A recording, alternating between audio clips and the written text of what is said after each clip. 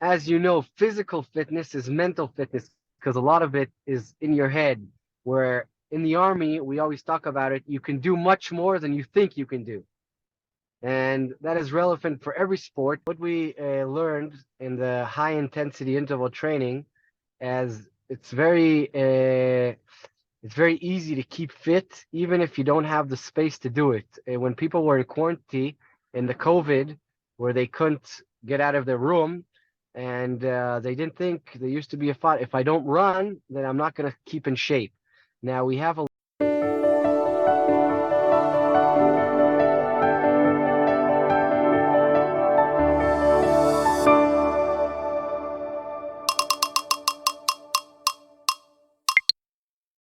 Hello, Akiva. How are you doing? everything's great, amazing. I appreciate your time today. I know you're crazy busy. You're the head combat officer in basically in the officer force of the IDF. So basically, everyone goes through you, whether it's special forces officers or wherever it is, doesn't matter. And you make sure that they stay in good shape. In addition to that, of course, I would like to hear more about your life because you do much more than that. Also, the doctorate you're doing now and researchers that you have done. So if you could just share more with the audience, if you could share more about what you're doing right now, what you're going to do, and then I want to dive deep inside about like what's the reason that exercise is, I guess, the main part of your life in the past few decades, and you're helping people in the military. But we're going to get into how it can help any person today, especially in a busy schedule that everyone claims that they have no time for anything. So first, if you could, give some more light on your path, and then continue. Combat fitness is a very unique sport because it combines also running, also lifting weights, and as you lift a wounded person, and also long distance running and short distance running. Now, in the athletics world, you train for something specific. Like you play tennis, you train being very fast and quick and having agility. When you train for combat fitness, you have to train all of the sports together. You have to train all of the skills. And what I'm trying to do in the past almost 20 years that I've been doing this in the world is, first of all, get the soldiers to be as strong and as also strong mentally and physically as they can. Because as you know, physical fitness is mental fitness because a lot of it is in your head. Where in the army, we always talk about it, you can do much more than you think you can do. And that is relevant for every sport, but especially in the army, where you bring them almost to the end of their, as they say, where if you look at RM, where you're almost, you can't lift another weight one more time. So we bring them to the excursion. Now, in training or in our, we have very special exams, tests that I sent you, that you can share even now.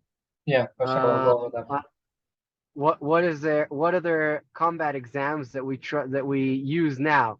If it's um, physical fitness, like run 2 miles, run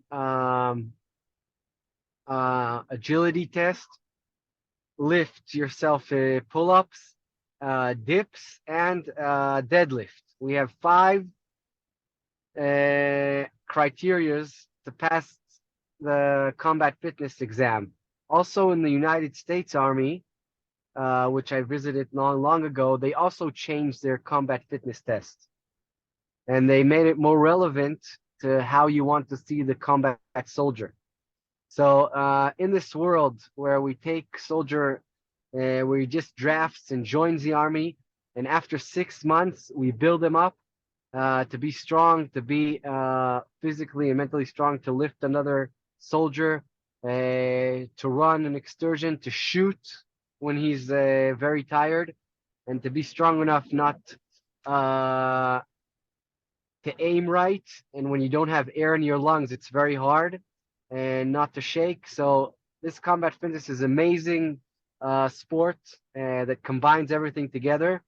And what else would you like to For know? sure. Yeah, I love the few things that you mentioned before, and I'm going actually to dive deep inside right now. But just a second before that, why did you choose to basically kind of dedicate your life until today to physical activity, to movement, exercise? Like this is what you're doing, this is what you're teaching people. Why like did you put that in the top priority for you?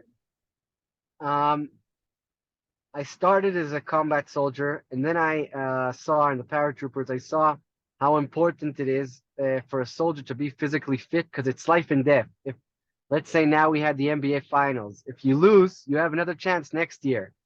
If you lose in combat fitness, where it's 1 second, we're in 2023, and it's still the soldier was the Tavor or the M16 against the Kalach or another M16.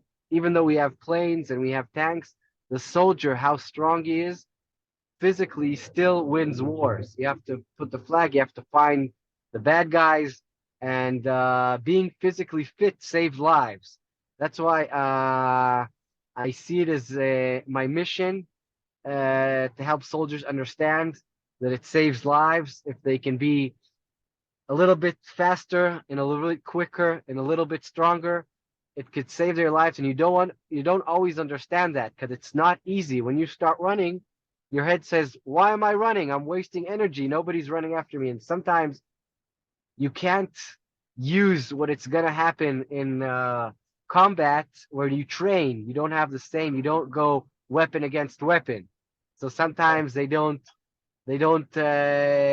fall down the same or use different obstacles because they don't really feel aimed, and you have to get them to understand the aim. Like we have a lot of Israel lovers around the world, as you know.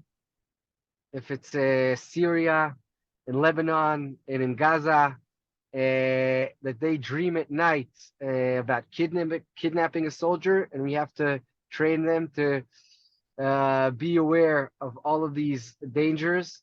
And I look at it as a mission also is an amazing thing. Each soldier that I helped from 0 pull-ups to 20 pull-ups, I feel like I've changed his life as the physical fitness exam has changed with the years. So from year to year, the physical fitness world is becoming more and more professional.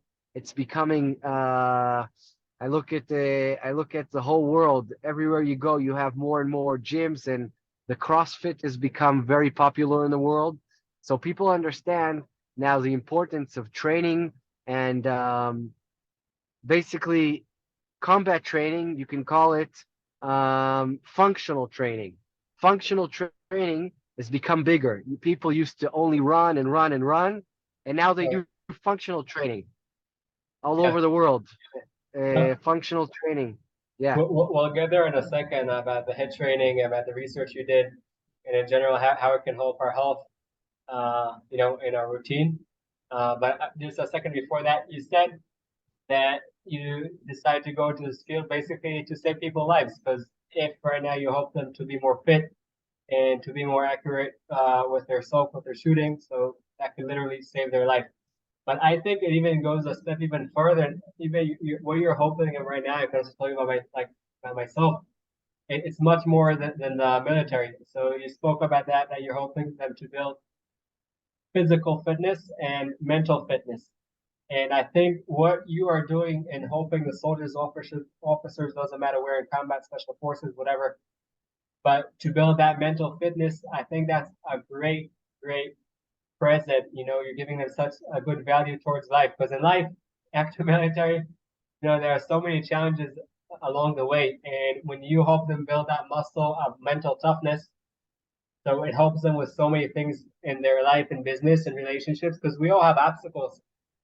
And I'm sure with you, you could share like that people that went from zero probably went to 20 pull-ups. When they got to the third pull-up, they were half dead, but somehow they got to 20. They got over those obstacles. And I think that's amazing. That actually help people and build them towards life, which is much more time than the military. So what I want to understand is that some people are listening to this right now, and they're saying, well, okay, right now you're talking about combat soldiers, whatever. That's nice, good job, but we have nothing to do with that. And I would love to explain also based on a lot of research that you have done, but also on the one that you sent me and I read, the HIIT training uh, that for soldiers you did, because many times when you're in the field you don't have well whatever we see in your background, all the gym and all that, and you also have no time. So we live in a world that everyone's busy being busy, and there's always that excuse. Also when I talk with my friends, we have no time. We'd love to run, but if it's not running for 1 hour, so we won't do anything. So if you could please walk us through what you have researched about the importance of the head training and how can everybody do it, and also in a short amount of time. Okay, so it's what we learned in the high intensity interval training, as it's very easy to keep fit even if you don't have the space to do it. When people were in quarantine in the COVID, where they couldn't get out of their room, and they didn't think they used to be a fight. If I don't run, then I'm not going to keep in shape. Now we have a lot of muscles, biceps, triceps, our pectoral major, our back, big muscles that we don't train enough. And if we do, even push-ups, burpees, jump from side to side. So what I tested is 20 minutes of high intensity interval training, which trains all the muscles in quarantine in soldiers which are now in the post in Lebanon or in Gaza, standing the post. And I took soldiers that were just doing the heat training and soldiers that were running for 6 weeks, and they sleep the same, they eat the same. So the fitness could be tested in the best possible way with no biases. So it's very hard usually to get people to sleep the same and to eat the same almost. So the sports that they do could be tested very very specifically. Now, what we tested is we saw that 20 minutes 3 times a week as opposed to 3 runs a week of 40 minutes. 40 minutes as opposed to 20 minutes. And we saw that first of all, we did in the beginning, in the baseline, they all did the fitness test, and in the end, they all did the fitness test. So without running at all, only doing heat training, they maintained their performance of running without running, because our heart doesn't know if we jump from side to side, if we did squats or burpees, it doesn't know what we did. So I proved and I showed all of the soldiers to believe in the heat training, and also that you can have less time and it could still be effective. So it doesn't mean if you don't like to run, if you don't have time to run, um, you can use this training, which has become very popular in the world. They say 10 minutes, 20 minutes, do something, and it will keep you also physically fit and also train all of your muscles. And also, we saw that the people that were doing the heat training also lost 15% more in their body weight as opposed to soldiers that were only running, because running maintains your fitness, but it's like driving in the same speed. You don't lose a lot of weight while doing aerobic running. And when you do the heat high intensity interval training, it does help you lose more weight for people who are looking, but it does help you maintain your physical fitness. And it was very important for me to get them to believe in it. Because if you don't believe it's good, you're not going to do it. For And sure. if you don't believe it, it keeps you physically fit, you're not going to do it. So I actually proved with 60 cadets how effective this system is, and it's becoming more and more popular in the world now. Wow, amazing. I heard you say something about the fact that you even think, well, you were talking about losing weight, but when people did the HIIT training, so actually they lost more weight. If I'm looking at the bigger picture, so do you think that the HIIT training is better than regular running or things like that? What I think, not what I tested was one opposed the other. What I think the best way is to do both. You do a training of HIIT, you do a training of running, and you combine everything together. Everything has to be done in proportion. That's what I believe. You have Each to day combine something both of different. them. Yes, each day something different to get your body out of the comfort zone. They always say that also in business or in everywhere to get yourself out of the comfort zone, and especially in physical fitness, because your body becomes it does if you don't put um, more weights and it gets used to the same weights, you won't see any uh, you won't get better. And when you want to see results, you have to keep getting it stronger. So I say you combine both of them. Nice, I like that. Now, the reason I really like the HIIT training is because first, like you said, you don't need any equipment with you. So, like today, people are really good, including me. I'm giving an excuse why they can't do exercise because of time or because they don't have the right fancy gym next to their house. So the fact that you don't need any, you need your body. That's that, and you don't need too much time. So I think that's great, and that gives also motivation for people to actually go and start with something. Like you said, 10, 20, but then you said just do something. So I think that's amazing.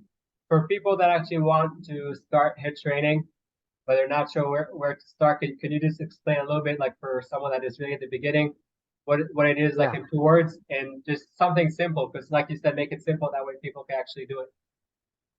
Okay. So it's like doing a set of push-ups, okay, and then jumping jacks, okay, or jump from side to side, do some lunges, and then you can do some core training, some planks, okay, and again push-ups. You No do break, legs. Uh, Basically, 20 minutes you break because when you're working your core, you're giving your hands a rest. Okay, you're not doing the push-ups, and you do legs, core, and hands and upper body. So it's upper body, core, and legs.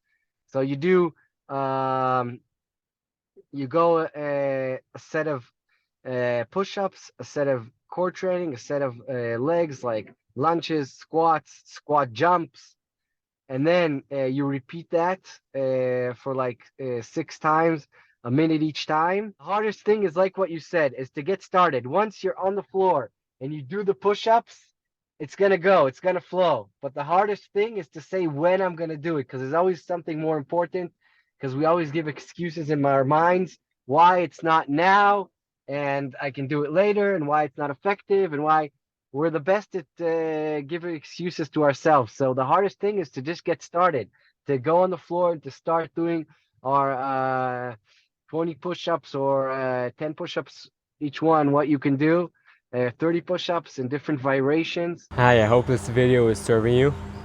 I just want to share with you that my belief in life is that you are here to serve a purpose greater than yourself. But in order to do that the best way, you must start with investing in yourself. Enjoy the rest of the video. And just to start and get it going, that's the hardest thing, to start. Once you've started, you'll do it. And it's always better, as you said, if you don't have weights, it's also healthier sometimes to work with body weight. And when I don't have weights, I can do a lot of exercises. So usually people say time is money, but I think time is what you prefer something to do, because you always say I don't have time instead of saying I'm giving myself excuses. So you say I don't have time. That's giving excuses. Because if you have time, you'll find time. So it's getting started. Just jumping on the floor, for sure. deciding now I'm going to do my push-ups and just doing it. Like they say, just do it. Just do it. No excuses. You don't have to go to the gym. And whatever you do is good. You do 10 minutes, it's great. Everything is better than nothing. That's so important. Like everything that you said, but we just finished with, because sometimes even people start, but then the next day it's like, well, yesterday we did for 15 minutes, today we don't have 15 minutes.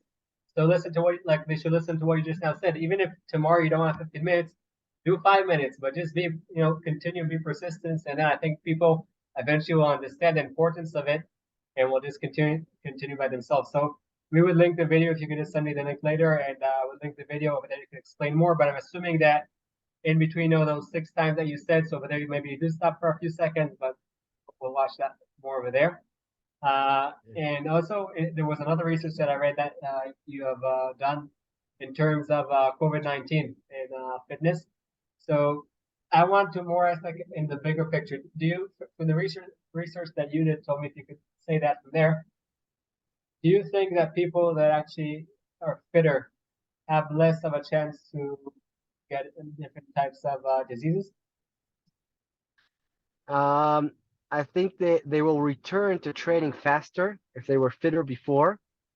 And what we saw is if you were COVID and you had different symptoms like fever, then your after COVID will be harder and it will be harder for you to go back training. And if you had COVID and you didn't have that many symptoms, then you could go back to training faster. That's the first thing we saw. That's if And you're fit. yeah, and we also saw that being fitter in better physical fitness shape does help you with coping with all of your symptoms or coping with. We saw that combat soldiers, it was easier for them because they're better physically fit, uh, and their immune system was probably better. So we saw various things that show that does being in shape does help you with any disease, no matter what, any disease, being in good physical fitness shape helps you, and that's it also gets you on the stream because usually someone who's better fit he eats healthier usually, and he gets his better sleep because it helps you. So everything tells us why we need to do it, but because we can have our food and we don't have to get our food by hunting anymore. Usually, nobody goes out hunting. Then, or most of our day spent, I don't know, picking potatoes in the field. So basically, everything in our world now is very easy. That's why we have 56% of the world in overweight Wow. and get diseases because it feels that the gym people don't see it as going and hunting for food. It's different, and we need our body is built for movement. We need to move all the time. We're built to movement. We're built to work hard, and because of the world, we don't do it right now because how the world is built. So also when I get soldiers that haven't been moving for 18 years, if they start training, they'll get better and better. So don't be afraid if you don't do it. If you haven't done it, you just get started. And from week to week, you'll be better and better and better. And once you be better, it become easier and easier. But the name of the game is precision, day after day after day. And I say, like you brush your teeth twice a day, I believe in 6 trainings a week. One day you do aerobic, one day you do power like HIIT, you work your upper body. One day you go running. So every day you do something. Every day. Wow. So You could do it right after the running, toothbrush. power training. Yeah. So running, power training, but it's like it has to be a part of your routine day. Every day you eat. Every day you brush your teeth twice a day, I hope. And every day you train. Every day, something else, but every day you train. So it becomes part of your daily routine. If you do it 3 times a week and something happens, it becomes twice a week, and it's not the same. I believe, and I've been doing it for a lot of years, and what I train now, my cadets, I train them to train their soldiers to every day. One day they do the pull-ups and the sit-ups, and one day they go running. So every day, and the other day, again, power training, and again, running. So every day they train. Wow, Besides Saturday. that's amazing. Besides Saturday, that's one day a week they take off. But from Sunday to Friday, every day they do a different training. Saturday, you take a day off. Sounds like a great way of life. And like you have mentioned, the second you cross the bridge of going into that fitness world, it helps you in so many different areas of life. Because you mentioned usually it comes with nutrition, with sleep. When you're in better shape and eat better and sleep better, you make better decisions, you're less stressed, you feel better, you enjoy more life, your decision in a business, relationship, everything is much better. So, you're kind of crossing a bridge into a much better world. Of course, like you said, you need to be persistent and do the work. Is there a time in the day that you think is like the best time? Like, right now people wake up in the morning, go to work, come back, stay home a little bit. Like, is there a time you say, okay, that's the best time to exercise? I know that precision, if you do it in the morning and your checklist, it's done with. If you wait for the afternoon or the evening, sometimes it won't happen. So they say, but yes, some people aren't morning people and they're not in the army, so it's harder for them. Um, and I think in the morning is the best. But for people who really hate training in the morning, any time is good. Any time, as long as it becomes part of your daily routine. If you're used to doing it in the evening before every day, as long as it becomes your daily routine, and that you don't start saying, now is not, I do it. Make it in your schedule, say it's your daily routine, have a friend that you go with, do different ways so you won't cancel your training. Find all of the ways to fight it because it's a day-to-day fight to keep in shape, to eat healthy. It's you against yourself in combat, a day-to-day where you have to win. You have to Sure. win this combat. The one guy says, relax, watch a good movie. The other guy says, eat healthy, go training. When you go training, it brings you up higher, even though it's hard to get started. But when you're afterwards, it brings you down lower. If you say, okay, now I'm going to relax. So think of the energies. It's good energies. It's good for your brain. It's only good going to come from it. But we have to, in the beginning, like I say in training, uh, they all curse me. They say, why now? Why this? Why did you run me far? But after we finish the training, they say, thank you. It was great. So think of the end all the time. For sure. I love that. And I also love that you took away the excuse of people that say, I'm not a morning person, because many people, they say you have to train in the morning. So people say, I have it off because I don't like the morning. And you're just now saying, of course, morning could be better, but anytime just to be consistent and do it. And I also like that you mentioned the fact that it's going to be hard and challenging, but the benefits are worthwhile. I think anything, Akiva, worthwhile in life needs to put hard work into it. If you want to evaluate, it doesn't matter what it is, relationship, business, anything that is worthwhile in life. So it needs to put the hard work into it. So I really appreciate you sharing all these great tips. Like I said, we'll also link to the video. And whoever's listening to this, if they didn't understand anything, so they can also contact me. I'll contact you for any questions. And really appreciate your time. Keep on the great job. Thank you very much. I really appreciate it. And have a great day. It was great. We'll be Go in touch. training. I hope you enjoyed the video and you got some tools to overcome your challenges and light your path. For us to help other people, please press that thumbs up and subscribe to the channel. And don't forget that the most amazing things in life are the one you take for granted.